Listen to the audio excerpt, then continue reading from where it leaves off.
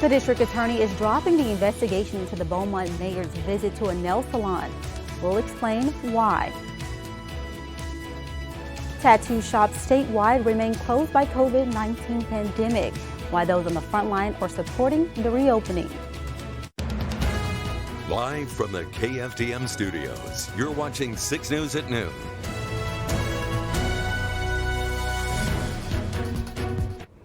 Developing this afternoon, the district attorney's office has dropped its investigation into Beaumont Mayor Becky Ames' visit to a nail salon. The visit in mid-April to a closed salon, the nail bar, prompted an investigation by the state, which began looking at the business, and the DA, who began looking into the mayor's visit. Recently, the governor signed an order that allowed nail salons, hair salons, and barbershops to reopen, and it affected all of those businesses that were closed as of April 2nd. Mayor Ames' visit to the nail bar the 21st to get solution to remove powdered nails. Ames says she briefly soaked her nails when the owner wanted to show her how. District Attorney Bob Wortham says because of the governor's order, he dropped the investigation into Ames' visit, and the state is dropping its investigation into the Beaumont nail salon. The Southeast Texas Emergency Operations Center is releasing the latest numbers of COVID-19 cases in our 6-county region. Here's the breakdown. The total number of cases for our area is 667. That's an increase of 28 cases from Tuesday. Most of the increase is in Jefferson County, with 418 cases, up 23 compared to Tuesday, and a majority of those in the city of Beaumont, with an increase of 17 cases. The others are a part of smaller increases in Hardin, Orange, Jasper, and Newton counties. Right now, the city of Beaumont is preparing to provide free COVID-19 testing to residents with or without symptoms. The testing will begin Tuesday through Thursday from 9 in the morning until 2:30 in the afternoon. If you want to test, you have to register ahead of time to get an appointment. If the times don't work for you, the city is setting up 7 other locations where you can go get a test. It's free for all Beaumont residents. About 2 weeks ago, started working on ways to get testing here in Beaumont, and actually it's multifaceted. I announced Riceland partnership yesterday, and they are going to be at our fire station number 1 on College Street, 747 College Street, the old fire station number 1, on Tuesday, Wednesday, and Thursday of next week from 9 to 2:30. But you need to call for an appointment. It is no charge to the citizen, and also you can be symptomatic or asymptomatic. To make an appointment to be tested, call 409-550-2536. There are nearly 1.4 million confirmed cases of coronavirus in the U.S., and more than 84,000 people have died. Stay-at-home orders are in full effect in many states, but in Wisconsin, the state Supreme Court has ruled the state's governor went too far. Elise Preston reports. People packed into the Buzzard's Nest Bar in West Allis, Wisconsin, after word got out the state Supreme Court overturned the governor's stay-at-home order. It's been kind of boring sitting in my house. I love my fiance, but there's only so much we can handle of each other without having interaction from other people. The state Supreme Court ruled Wisconsin's Governor Tony Evers overstepped his authority. Evers says the decision throws his state into chaos. In Michigan, the stay-at-home order remains in effect, but people who want it ended are protesting at the state capitol. At the last protest 2 weeks ago, people armed with guns went inside. State police have promised an increased presence today. The state suspended the license of barber Carl Mankey for opening too soon, but his shop remains open. How many of you guys got the virus? How many? Who's exposed here? You know, no more exposed here than they are at Walmart, Kmart, gas stations. A new CBS News poll finds a large majority of the public still prioritizes staying home to slow the outbreak over reopening the economy. But now there's a growing gap between Republicans and others on reopening. 62% of Republicans want the country to prioritize going back to work, even if it exposes more people to the virus. That's up 10 points from 3 weeks ago in late April. Keeping meatpacking plants open has been labeled essential by President Trump. The Midwest Center for Investigative Reporting finds there are at least 14,000 coronavirus cases tied to 181 plants in the U.S. At least 54 workers have died. Many employees say they are worried about their health, but cannot afford to lose their jobs. We're pretty snug. It's just a lot of people in one space, you know what I mean? It's just very congested. Meatpacking plants say they have taken steps to provide safe working environments, including workstation dividers, on-site medical screenings, and social distancing. They have also increased workers' pay. Elise Preston, CBS News, New York. Developing now, Port Arthur police released the identity of the man found dead after a woman is arrested and charged with murder. The woman, 33-year-old Lucretia Abshire, was taken into custody and charged with murder on Wednesday after police were alerted to the body of 23-year-old Taylor Rodriguez, found Wednesday afternoon in the 5000 block of Twin City Highway. Police blocked off the wooded area, which is near a Walmart store. An autopsy has been ordered to determine the cause of death. Abshire has a $1 million bond. Time to now turn our attention to weather. In Dana, how's the weather looking? A lot of rain going on 10 right now, and it started actually down around the coast, where early this morning, I mean, we're talking about, 4:30, 5 o'clock, where we had some significant shower activity sort of dotting the area. It wasn't quite this widespread, but now for the noontime hour, which we anticipated seeing it ramp up, a broad swath of moisture around Orange County. You can see orange in through areas just across the state line too. Over into Vinton, where a lot of lightning strikes associated with some of these showers. We've had up to a half an inch and even in excess of a half an inch of rain in certain areas. North of Highway 90 and through Hardin County, Sour Lake, we get some showers going all the way north into Batson, also into southern Jasper, Newton counties, where we're still seeing areas around Buna, Kirbyville, north into DeRidder, Louisiana, all seeing the isolated showers. It tapers off quite a bit as we get further north of I-10. However, at least for the next couple of 3 hours, we'll continue to see this activity develop. We'll talk about all of that coming up in our full forecast. Tan? This afternoon, tattoo shops in Texas remain closed while the fight to reopen continues to generate support. The latest allies to join the movement are Southeast Texas first responders and medical professionals. Several who have ink on their bodies themselves gathered Wednesday at Total Care Medical Center in Bridge City to show support. Tattoo artists have not been able to practice their trade since March because of the statewide orders. Hair salons and nail shops reopened last week, but Bridge City tattoo owner Randall Flipper Doolittle is spearheading efforts to get his industry back in business. This week, he and health professionals met with state officials, emphasizing the health and safety procedures tattoo shops have practiced even before COVID-19. I hope to be able to open Monday. I hope Abbott hears this and sees, just go, let's get open Monday and we'll let us show you that we are professionals and we can handle our own businesses. You can have segments of the community support you, but when it's the medical community in the middle of a medical issue, the pandemic, it really, to me, it speaks volumes. And I hope it speaks volumes to the people that represent us as well. Both Southeast Texas State Representatives Dade Phelan and James White are urging the governor to reopen tattoo shops. We reached out to Governor Abbott's office for comment on the issue and are still waiting for a response. The former head of the government agency charged with developing vaccines is forewarning Congress about the coronavirus response, a week after filing a whistleblower complaint. The White House's Natalie Brand has the report. Without better planning, 2020 could be the darkest winter in modern history. Dr. Rick Bright, a federal vaccine expert, told lawmakers he worries America is not prepared for a resurgence of the coronavirus this fall. Our window of opportunity is closing.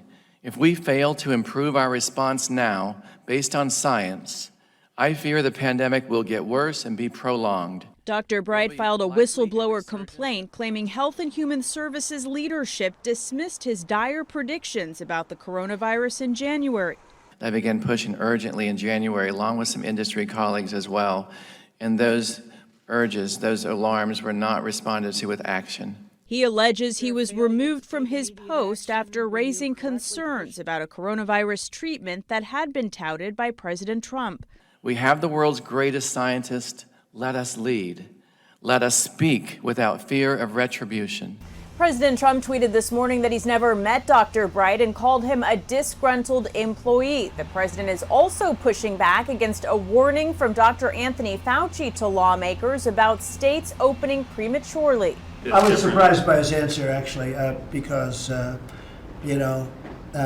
it's just, to me, it's not an acceptable answer, especially when it comes to schools. The president is headed to Pennsylvania to announce a new initiative to make medical equipment less reliant on Chinese manufacturers. We shouldn't have supply chains. We should have them all in the United States. We have the companies to do it. And if we don't, we can do that. President Trump says he wants to replenish the national stockpile by the fall. Natalie Brand, CBS News, the White House.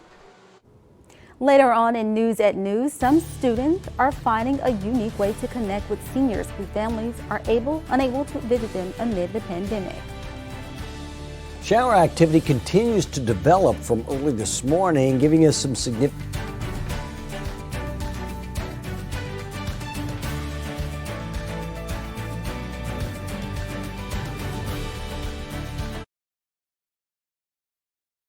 And now, Dana Malone-Son, the Weather Authority. We saw some pretty good showers and even some thunderstorms developing in early this morning. We had a lot of lightning strikes that were evident.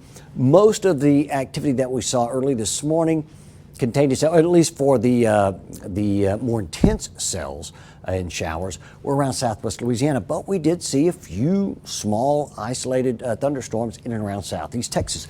Beaumont, one of those recipients, and you can see some of the rain that continues to fall. It's not very heavy at this point, but our live weather network of cameras from Do Good Credit Union with our Beaumont camera, sponsored by Roofing 911, indicates that cloudy sky. I mean, you can't avoid seeing this anywhere. Let's move down to Orange. Take a look at Orange. They are just really getting a good amount of rain at this point with our camera here, sponsored by Thermocon Service Company. Almost can't make out where we are. The camera mounted atop the Lecture Theater. I don't know that I've ever recalled seeing the camera where it's almost looks like it's underwater. But nevertheless, that's how things are unfolding now. Here in Mid-Jefferson County, our Market Basket WeatherNet site in Port Neches at the Neches River Wheelhouse has already seen, we're just at 14 minutes after 12 o'clock, had over a half an inch of rain and continues to fall in some of those areas. We're at 80 degrees as well. And keep that in mind because we were looking at lower 80s in along the coast, but the lakes area, we've done Jasper, Newton, Kirbyville, Comonial, Burkeville, all of those areas north of I-10 will actually get up to the mid 80s before the day is said and done. Southerly winds barely blowing here along the river at about 5 miles per hour. Take a look at the 6-hour satellite and radar composite at a couple of different aspects on the weather. One would be the moisture coming up from the Gulf. Easy to see, right? That southerly flow. And keep in mind, weather happens in 3 dimensions. Mid and upper levels of the atmosphere. Take a look at what's going on here, west to east. We're looking at sort of a convergence, if you will, of energy that's helping to fuel the instability or the showers and thunderstorms that we're seeing right here between Texas and Louisiana. Let's jump back over to our Doppler radar. We'll sort of pinpoint where we're seeing some of the heaviest of showers and thunderstorms, by the way. Again, you can see the vast amount of lightning strikes. It's not quite as intense as some of the areas in southwest Louisiana. Nevertheless, in Orangefield and Orange County, DuPont Road, Chemical Plant Road, Mauriceville, seeing the lightning strikes. Here around Vidor North, Pine Forest, a pretty heavy rain and thunderstorm event going on here. In Hardin County, outside of Lumberton, west of Lumberton actually, and Coons. There's no lightning at this point, but some heavy showers and thunderstorms around Batson. Northern or central and northern Jasper Newton counties are seeing sort of these spotty showers. It either falls and it's intense or you see nothing at all. A lot of clouds in the area. And then the further north that we work, this is Tyler County, Comonial, north of Woodville, and in between Woodville and Jasper, we're seeing some small patches of rain. Same goes for areas around Toledo, Bend, and Rayburn.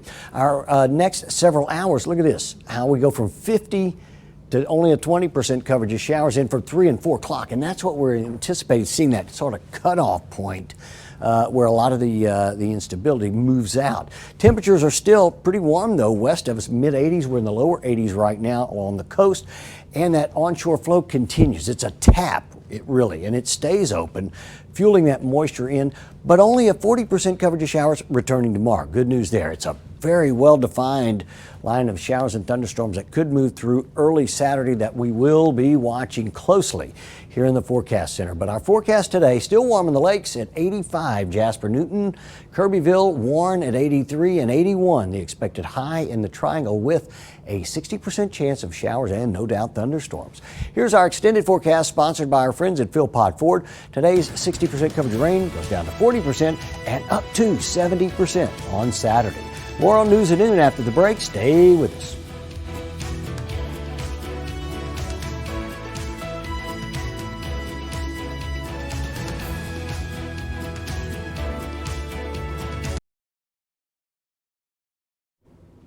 The coronavirus has forced social distancing across the country. Some students in the nation's heartland are turning to a largely lost art to reach seniors whose families cannot visit. Chip Reed has that story. Windows are meant to look out, not to keep people in. But sometimes social distancing turns everyday events into a trip through the looking glass. Everything from births Oh my God. Happy birthday to birthdays, engagements, and weddings.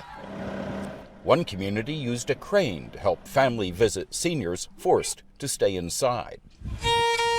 And in Iowa, spirits soared even higher when the local student council serenaded residents here at Bickford Senior Living in Sioux City and found a way to touch those inside. Is he super special to you? Oh, for sure. Oh, thank you, sir. Thank you, my friend. You feel the same way, Mike? Oh, yeah. Yeah, that feels good to hear that, yeah. I'm really excited too. Mike Boggs and Lincoln Collings' newfound friendship is separated by nearly 5 decades, and for now, this one window. I'm gonna tear up here pretty soon. When the high school freshman heard that coronavirus kept Mike's family from visiting, Lincoln found another way in.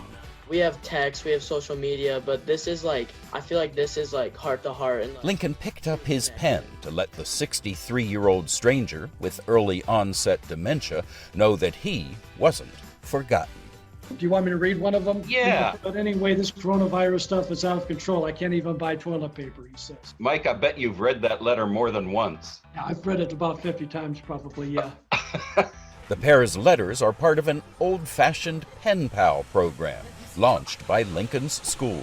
Do you think this is something that could and should go on all across the nation? Oh, I hope that it continues forever. We don't plan on stopping anytime soon. The Sioux City students now visit their pen pals each week, planting flowers and hope on windows, sidewalks, and on the faces of residents inside and their families outside. I miss not being able to just sit with Mike and watch TV or talk about the day-to-day things. Over the phone, Mike reads Lincoln's letters to his wife, Pat. There's something about handwriting. Yes. As a third grade teacher, I'm a strong proponent of cursive handwriting. Pat was surprised to learn that she had a hand in the writing that's now doing so much for her husband.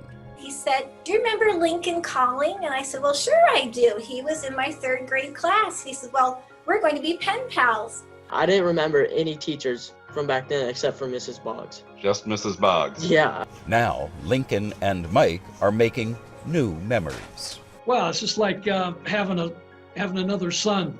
And when they're finally together, Mike knows what's next in their friendship. Just giving him a big old bear hug and saying everything's going to be okay now. For CBS News, I'm Chip Reed. Many countries around the world are lifting travel bans. We'll show you what technology they're using to slow further spread of the coronavirus.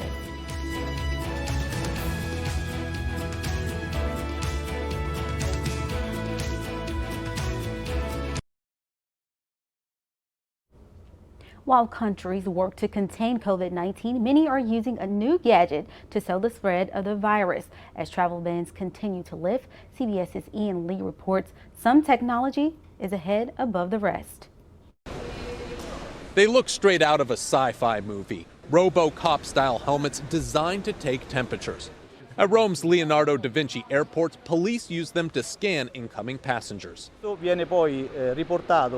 augmented reality is projected inside the visor, says the senior engineer. It's able to detect the temperature of a single person or group. The helmets can read temperatures from more than 20 feet away, an important tool to maintain social distancing. The international airport is ramping up safety measures as it slowly reopens to visitors. Similar technology is also being used by police in Dubai. Officers are deploying the Chinese-made headgear throughout the crowded city. It can scan up to 200 people a minute. More advanced than other smart helmets, this gear has 6 different scanning options. So it's got the temperature reading mode. It also has facial recognition capabilities, plate number recognition, QR code reader, and ultimately this all connects together to give you the history of a person. As it works to keep cities healthy, the safety feature isn't immune to criticism. Civil liberties groups say the technology acts as Big Brother and is an invasion of privacy. Ian Lee, CBS News, London. Now let's get a final check of the forecast with Dana Melanson. Dana? Well, Orange is really getting the heavy rain at this point. We again want to reiterate the live weather network of cameras from Do Good Credit Union with Thermocon showing the intense rain. In fact, we'll switch over and show you at Shangri-La Botanical Gardens, it's raining at 3.47 inches per hour. 3.47 hundredths of an inch per hour. We've had a total of over 2 inches of rain in Orange alone.